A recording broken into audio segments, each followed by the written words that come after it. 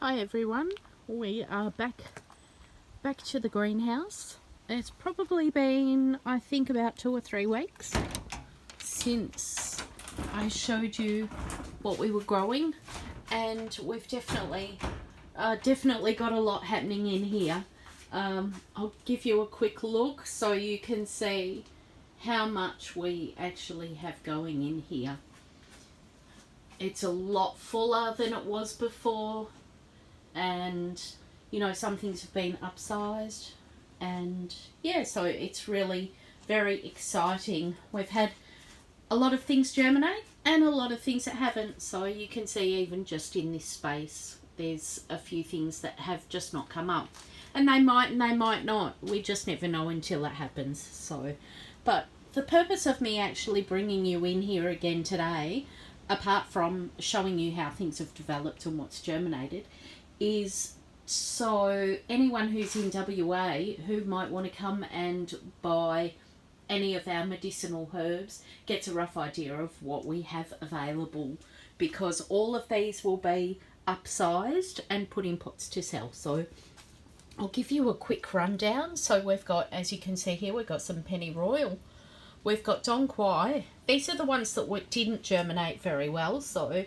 I'll show you the ones that have gone really well. On the other side, they're actually off to my left at the moment.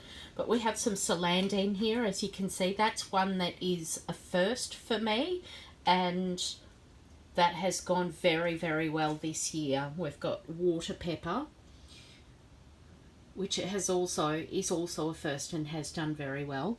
I've actually, you can't see them, but I've got Rheum palmatum, which is the turkey rhubarb, and they have actually germinated. They germinated in the fridge, so as I took them out and put them in here to protect them from the weather a bit, I just put a bit of coir peat on top, so when they're ready they will poke out, but they have actually already germinated.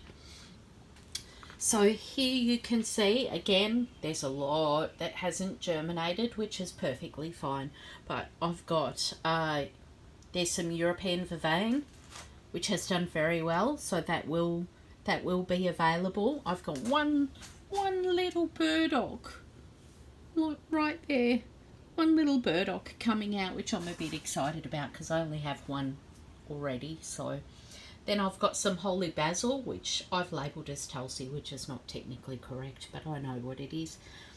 Then I have Bakel skullcap, another first for me, which I'm really excited because there's heaps of it there, so that's going to be great to get that divided up and going, so that will be available. Du Ho, which is a TCM herb, Chinese traditional medicine in the Angelica family. Then I've got, oh my goodness, look at this, again, another first for me, Andrographis. So there's not too many of those. So what have we got? 2, 4, 6, 8, 9. So only 9. So, and obviously you can imagine I'll be keeping a few of those for myself, so you'll need to get in quick for those. I've got some blue hyssop.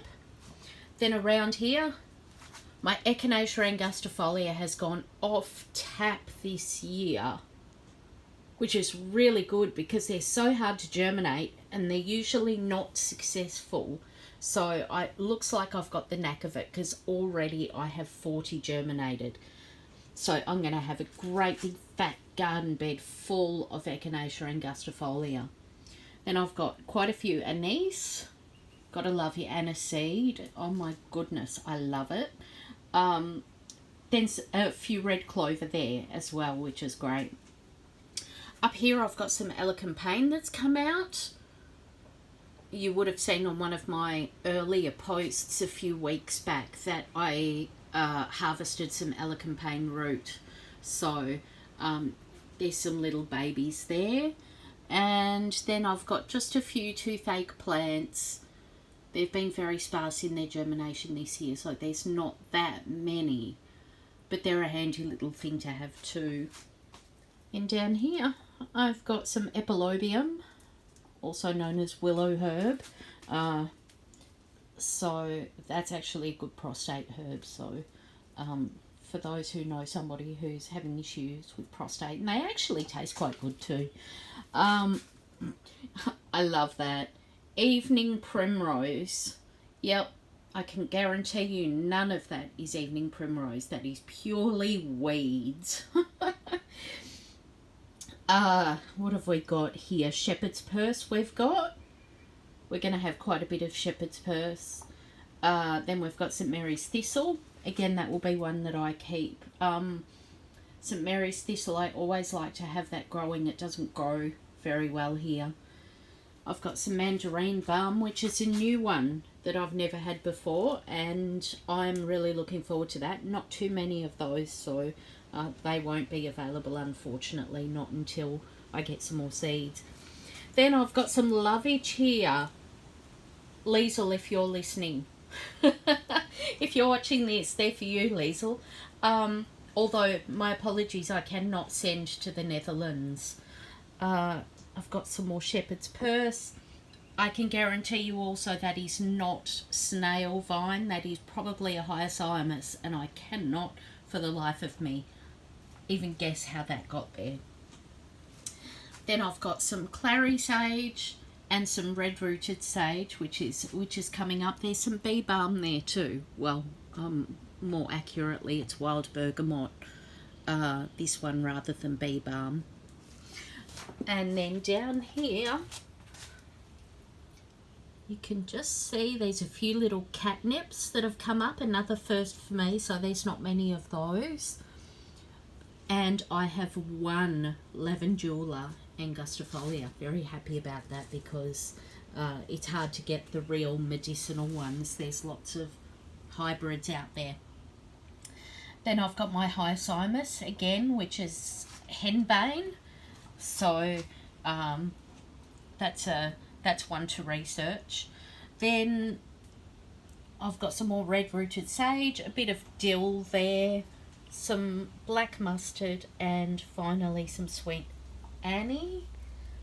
Then down here, these are the well, there's my finger, oops.